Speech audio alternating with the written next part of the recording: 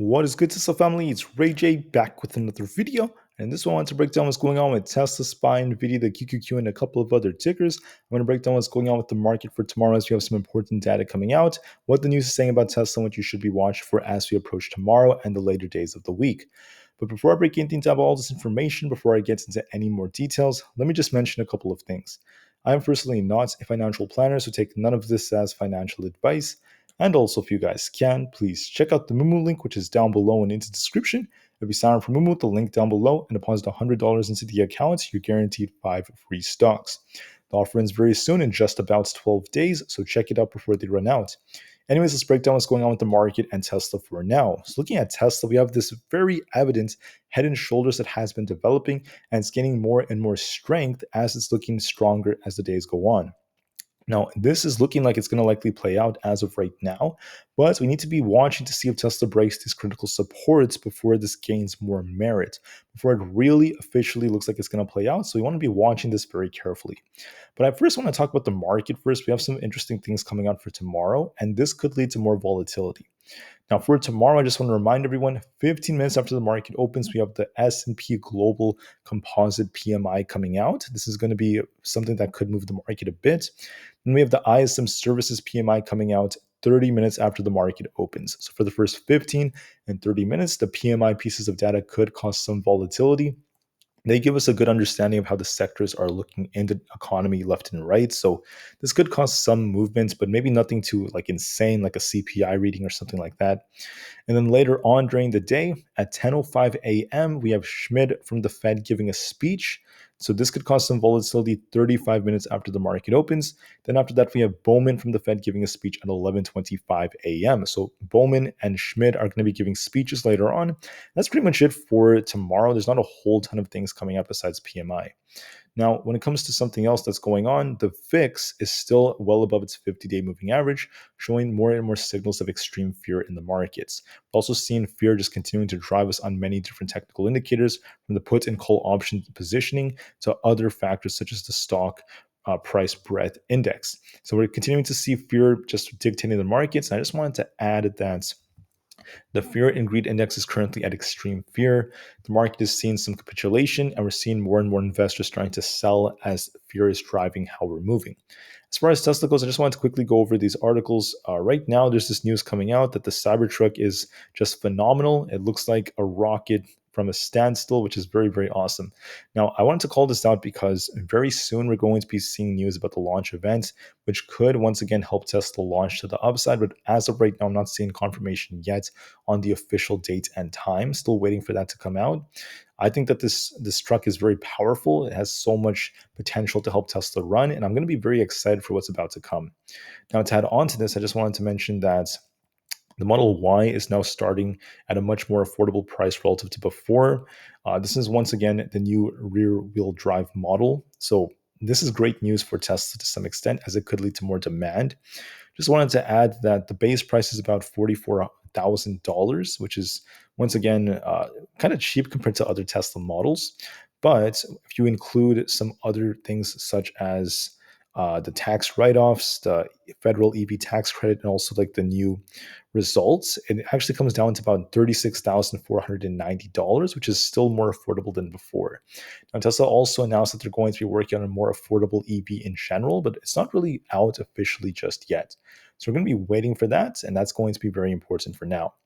Now, to add on to this, I just wanted to mention that when it comes to the overall models of Tesla, you can see that the overall inventory levels are going up just a tiny bit, just a smidge, but it's nothing too crazy so far, as demand is still at a decent place for Tesla, at least as of right now.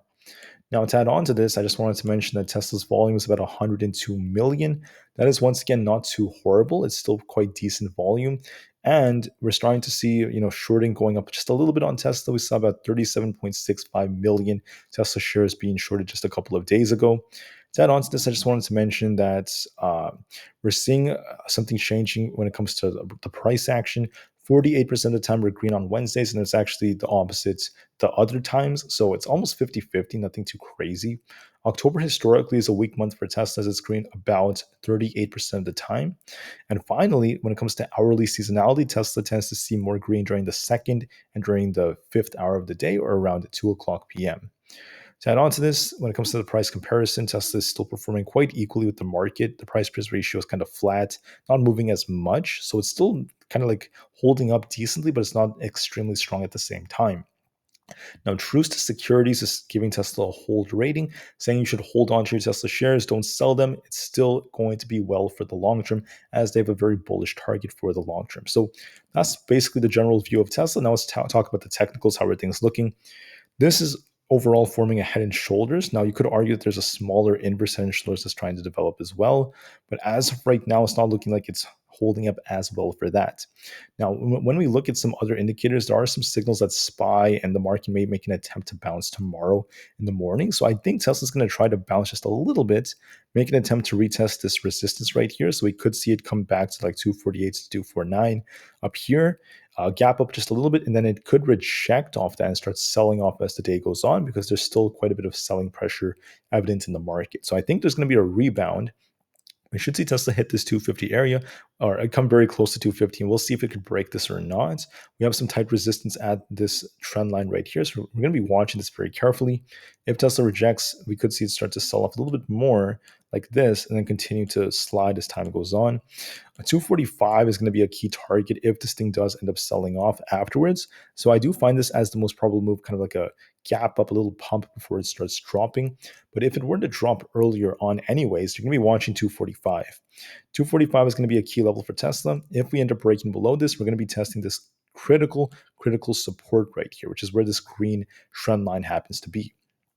If we broke below this trend line, that would be a bearish signal for Tesla, and Tesla's going to be sinking into the 230s quite easily. So you're going to be watching that very carefully. As of right now, it is favoring the bears a bit more, just a little bit more, but it's not necessarily like straight up super bearish or anything like that just yet. We have to watch how it reacts to this resistance right here and how this right shoulder ends up developing. So the most probable move is going to be Tesla back testing 248 to 249, rejecting off that, then cooling off as the day goes on. If we're really bearish, you're going to be watching 246.5 as support. If that fails us, watch 245. If that fails us, there's 244, and then 242.5, which is where we have this green support. And if that fails us, Tesla's going to be sinking to 240 to 238 very quickly. If we want to, rebound, we want to see this thing break above 250. If it manages to achieve that, 252.5 and 254 are two resistance levels. If it gets above 254, it could turn bullish, but I'm actually doubting that's going to happen just looking at the current technicals. So much for a rebound and more downside later on. I still find that very probable for Tesla. Now let's look at SPY. How is SPY looking? I'm going to try to be kind of quick with these now. SPY is looking more bearish because we have this very key looking head and shoulders that has developed on the chart. So it looks just like this. We have a left shoulder, the head, the right shoulder, and now we're on this very bearish looking channel as we broke this critical support. So since the October low, we had this green trend line acting as major support for SPY. And you could see we just broke this green trend line, the green line that's right here. We just broke this, which is a very bearish looking signal, but at the same time, SPY also has a bullish divergence that has developed off this low. I will show you that in just a few minutes. So that tells me that there might be a rebound coming towards this either this breakout area or maybe a little bit below this. So I could see like 423 to 444, 423 to 424. Excuse me, sorry about that, guys. I could see that being retested, and then we may reject off the 423 to 424 area and then come right back down towards 420 as the days go on, and we may break below 420. If we break below 420, 418.5 is likely going to be coming, so watch that very carefully. So I'm seeing something like this, kind of like a scapping up, maybe making an attempt to rebound, then just failing like this and just continuing to just drop as the days go on, and eventually making our way down to 420, if not breaking that to 418. I find that very likely for SPY. For SPY, watch 424 as a critical resistance, also 422.5. And then if we break above 425, there is going to be more hope for the bulls, but it's not looking as strong. If we break below 420, we're going to turn a lot more bearish, and we're going to be watching 418.5 then 416. I believe we're eventually going to break below 420, but before that happens, before that happens, we may make an attempt to rebound first before we end up sinking. So something like this seems very probable. For Nvidia stock, this is also looking a little bit more bearish. Now, it could rebound a little bit off this, bullish divergence that it has, which I will show you guys soon. But the thing is, this could be forming like a head and shoulders, and I think it's just going to rebound a little bit, retest 440, then continues to sink towards this trend line of support. And we're going to be watching that for a full measured move for this gap fill towards 430. If we break below 430, then we'll be watching 425. But I believe Nvidia is going to kind of like pop and drop as time goes on. So I do see some potential for downside. On the QQQ, the same thing is going on. This thing is just barely holding this support zone right about here, the support trend line, the white trend line, which we have as support. If this thing, the bullish divergence on it ends up establishing, we get a bounce, we could get a backtest of 356 or so in the 356s, very, very small backtest before we reject and start selling off. When we sell off, we're going to likely retest this trend line around 353. If we break it, then I could see this thing getting very close to 350. If we hold it, we could just chop around here for now. But watch for a little pop and drop being the most probable move. Watch 356 as critical resistance, and then watch it all very carefully as time goes on. But I believe it's going to likely pop and drop as the most probable outcome. Looking at what else is there? There's Aapl. Aapl is going to be the last one I talk about for now before I switch over to Webull. I just wanted to mention that Aapl looks like it's going to attempt to rebound a little bit more, try to get above this resistance trend line, which is where we have this, falling wedge, this giant falling wedge that's developing. If we do break above it, we could get a temporary pop towards like 173.5 to 174, reject off that, then selling off, and then we could see this thing make its way back down to 170. So we're going to be watching this all very carefully, but we still have this giant falling wedge that's still developing on it. So watch that very carefully. Now, when it comes to a couple of things about the market and Tesla, Tesla's MACD is turning more bearish. Going to be looking for a possible rebound towards this 248 area before it continues to sell off. And it does look more bearish now. It looks like we might see it actually break below, or at least retest 245. If that breaks, we could see more downside. It's looking a little bit weaker to me, but we're going to be watching to see confirmation if we truly do see the market break down. And if Tesla wants to turn bullish, we want to see it break above 250.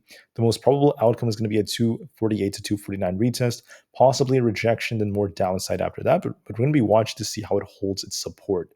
SPY looks bearish overall, but there's a bullish divergence on it, so it might try to rebound and retest 423 to 424. That zone right about there, I'm not too sure about 425, but I think it's going to rebound just a little bit. It may establish a lower high, then continue selling later on by Thursday and Friday to eventually break 420 and come down to 418. The IWM looks like it's going to try to rebound just a little bit, retest 172.5, then continue selling off towards 168. Still looks bearish on the 4-hour time frame. Same thing with Aapl. Apple's looking a little bit weaker, not as weak as other stocks out there though. So I could see like a 173.3 to 174 retest before this thing rejects and comes right back down. Overall, not looking that bad compared to other tickers out there. I also wanted to add that Microsoft looking kind of weaker. Microsoft could rebound towards 315, reject off this 5 EMA. So I could be watching for another retest here. And then it could continue to slough towards 309 for the full measured move. So I could see 309 on Microsoft after an attempted bounce. AMD looks bearish because we have this imbalance down here. I was looking at this earlier at this 97.8-ish area. I think it's going to likely test that, come all the way down to the 97s. It looks more bearish to me. I would say that Netflix looks a bit more bearish too. This thing failed to get this, maybe like much of a bounce. I would say that it's very flat right now, but it's looking kind of weak. So we have this bullish divergence on it that was developing, but it failed to get much of a bounce. Watch for a retest of about this 378 area, then rejection and a drop towards 372. The VIX has a bearish divergence on the 4-hour time frame.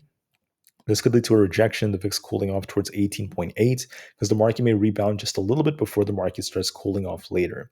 The VIX tells us that the market may bounce just a little bit, okay, temporarily, before the market ends up finding another top, a lower high, and then the market may continue to sell off because the VIX is on a much larger trend to the upside. The dollar also has a bearish divergence and actually started selling off already, just a little bit. If it keeps selling off, you're going to be watching this 107 support. If that fails us, 106.67 could come. If the dollar breaks down, that could be bullish for the markets just temporarily. A little balance could come before the market continues to sell off. Coinbase looks bearish. Going to be watching this thing approach this support at 69. That's going to be the full measured move to the downside. Google is looking more, excuse me, Google looks a bit more bearish. If 132.65 breaks, we're going to be watching this thing test about 130. The 10-year treasury yield is still continuing to climb, which is bearish for the markets. We'll see if this continues going. That tells us that there could be more downside for the market anyways, still coming for the future. For Amazon, this thing could retest 125.9, reject off that, and then continue to sell up towards 123. If that fails us, I could see this thing getting very close to 120. Now, Meta is looking a little bit more bearish, it's looking a little weaker. We're still barely holding our 200 EMA. I think it's going to bounce just a tiny bit, retest 302, reject off of this, and then eventually it's going to break below 299, which is our 200 EMA. And I think it's going to come all the way back down to around this 295 area, which is where this wick happens to be. So 295 could be on the cards for Meta later, watch for a little bounce and more potential downside. So that's the most probable move for the market right now. So watch these levels very carefully. Know that Tesla's looking a little bit weaker, and we have this clear head and shoulders that's getting more and more strength, and it looks like it's going to dictate Tesla more. So watch this very carefully. We'll look for a little rebound tomorrow before it continues selling off potentially. And I think that Tesla has this, bearish development that is still dictating how it's going to move, and we're going to be watching this very carefully nonetheless.